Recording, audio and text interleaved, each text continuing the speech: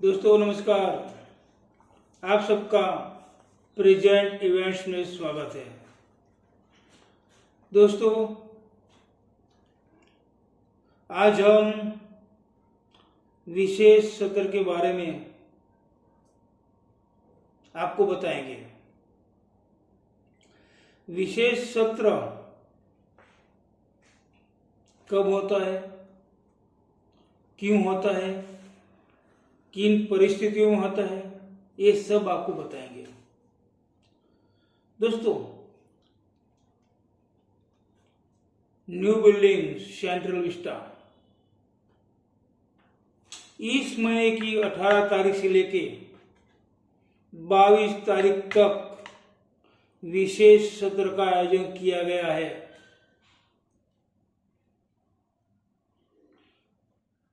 इसका मतलब ये हुआ कि न्यू बिल्डिंग की शुरुआत, सेंट्रल विस्टा की शुरुआत विशेष सत्र से होगी। विशेष सत्र क्यों कहते हैं, इसका मतलब क्या है? दोस्तों पूरे साल में 3 बार सत्र बुलाए जाते हैं। एक बजट सत्र, दूसरा विंटर सत्र और तीसरा मॉनसून सत्र। ये 3 बार सत्र होते हैं, मगर कभी कुछ ऐसी परिस्थितियां खड़ी होती है तो चौथी बार सत्र बुलाया जाता है, जिसे विशेष सत्र कहा जाता है। विशेष सत्र किन किन परिस्थितियों में होता है उसके बारे में हम थोड़ा देख लेते हैं। दोस्तों विशेष सत्र क्यों हुआ, क्यों हो रहा है, उसका हम डिटेल में माहिती लेंगे। विशिष्ट परिस्थितियां जैसे कि भूकंप, बड़े तौर पर भूकंप हो गया हो, बहुत बड़ा साइक्लोन हो गया हो, आतंकवादी जैसी प्रवृत्तियां हो गई हो,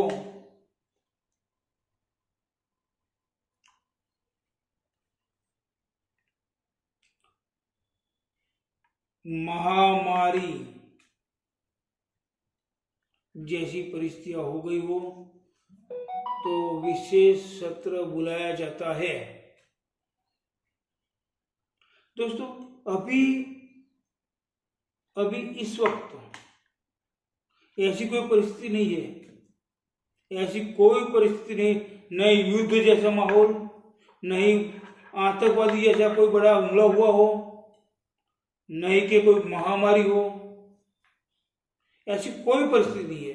फिर भी सरकार ने विशेष सत्र बुलाया है, इसलिए सारे लोग बहुत सारी अटकलें लगा रहे हैं, बहुत सारी अटकलें, बहुत मजेदार अटकलें हैं, आपको भी सुनने के बाद मजा आएगा। मगर ये अटकलें मैं थोड़ी देर के बाद बताऊंगा। इससे पहले हम विशेष सत्र का इतिहास देखते हैं। इतिहास के कुछ उदाहरण हम आपको पेश करते हैं। विशेष सत्र बुलाने के लिए कुछ वाजिबी कारण होना चाहिए, जैसे कि 9 अगस्त 1992 में हिंद छोड़ो का आंदोलन का नारा गांधी जी ने दिया था। उसकी 50वीं सालगिरह के लिए विशेष सत्र बुलाया गया था। फिर दोस्तों दूसरा उदाहरण 1997 भारत आजाद हुए 50 साल पूरे हुए। 50वीं सालगिरह मनाने के लिए विशेष सत्र बुलाया गया था। दोस्तों 2002 में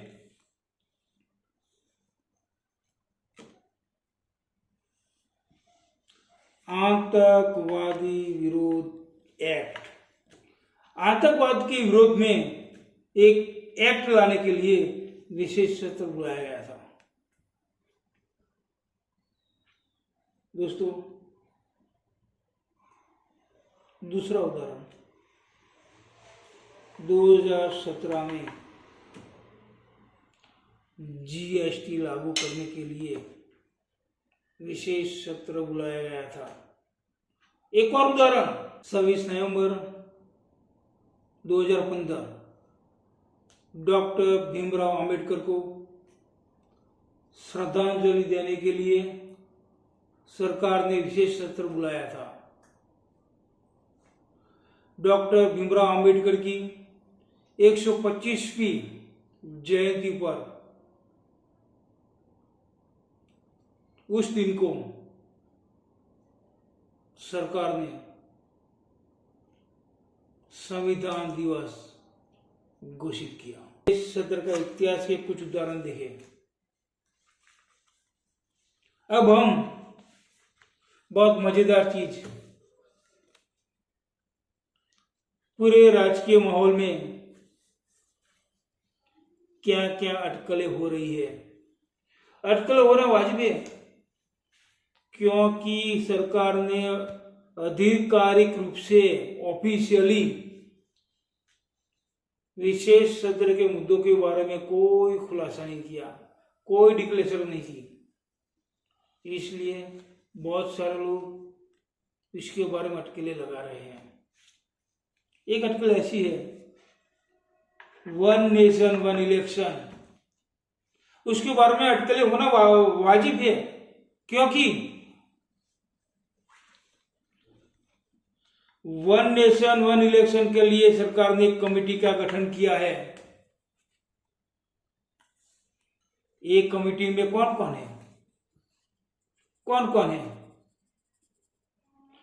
भूतपूर्व राष्ट्रपति रामनाथ कोविंद, जाने माने वकील हरीश साल्वे और अमित शाह। ये तीनों सभ्य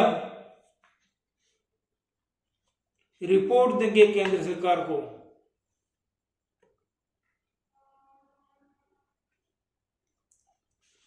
one nation one election policy देश में कैसे लागू हो सकती है, उसके लिए संविधान में कौन से फेरफार करने होंगे, कितने राज्यों को साथ में लाना पड़ेगा, वो सभी चीजों का मंथन होगा।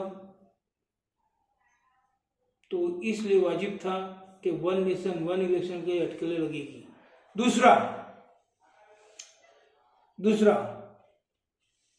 अभी बहुत माहौल गर्म है, इंडिया या भारत। दोस्तों G20 का सम्मेलन हुआ, उसमें द प्रेसिडेंट ऑफ इंडिया लिखना होगा। इसमें द प्रेसिडेंट ऑफ इंडिया होना चाहिए, ऐसी अभी ट्रेडिशन थी, मगर अब की बार द प्रेसिडेंट ऑफ भारत लिखा गया। सभी लोग अचंभे में हो गए। तो उस G20 के सम्मेलन से भारत और इंडिया का मुद्दा बहुत उछल रहा है, तो उसके बारे में भी अटकलें लगना स्वाभाविक था कि शायद इस सत्र में भारत या इंडिया। और ये भी मुद्दा है चंद्रयान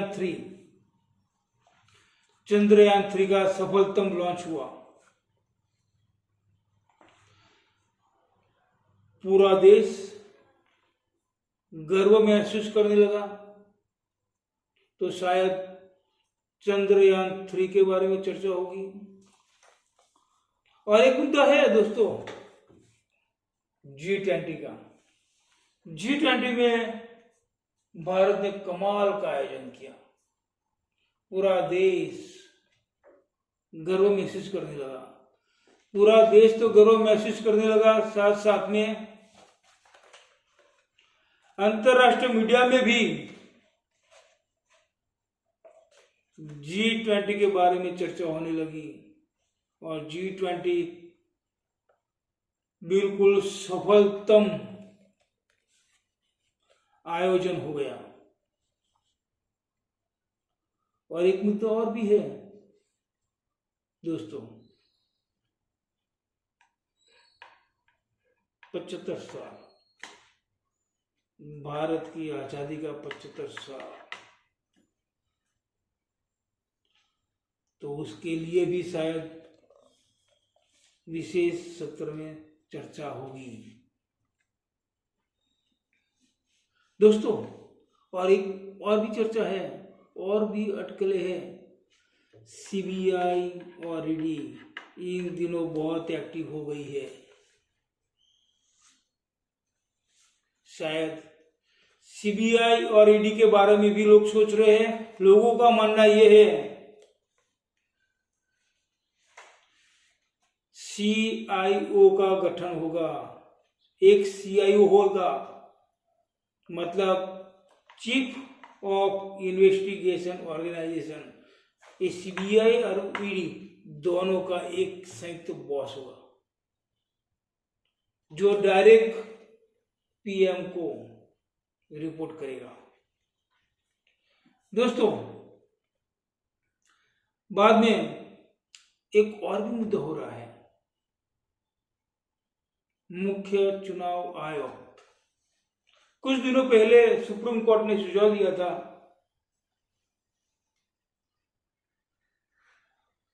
मुख्य चुनाव आयुक्त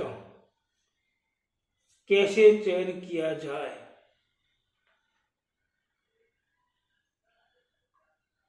सुप्रीम कोर्ट का सुझाव था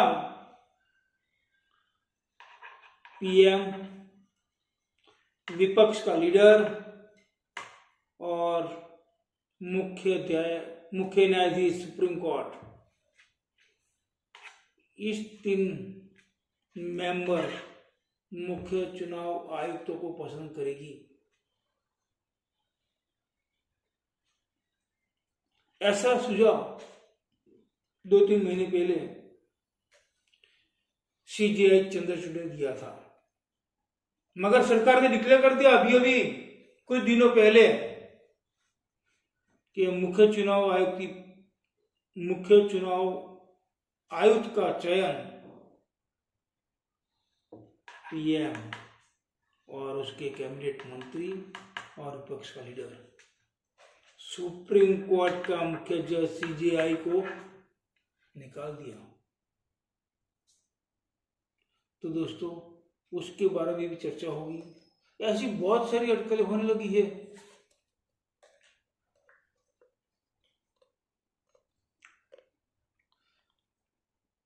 तो ये सारी अटकलें के बीच विपक्ष के नेता सोनिया जी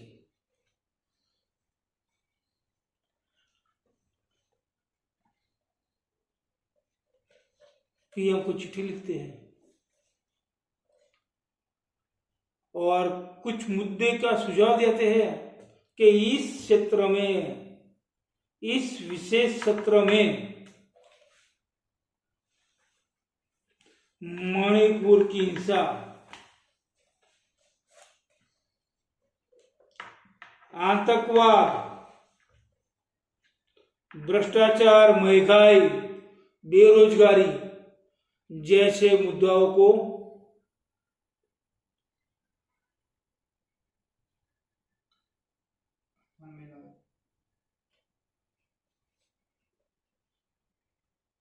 चर्चा में लाया जाए।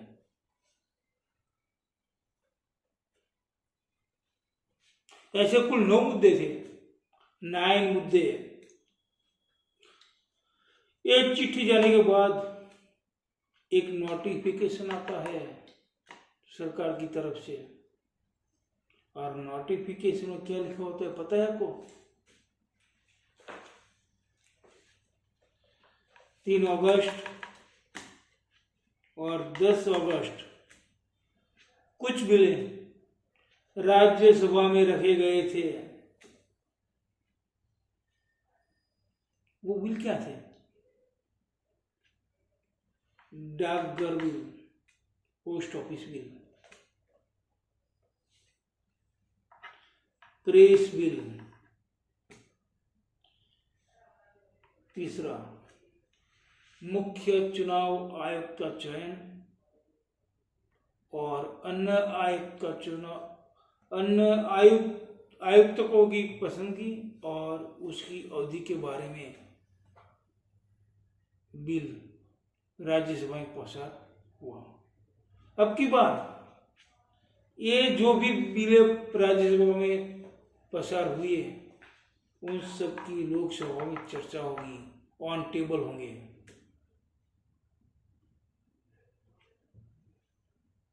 तो दोस्तों, विशेष सत्र में बस इतना ही।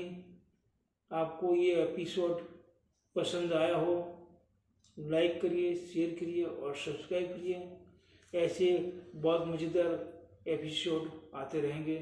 जय हिंद, जय भारत।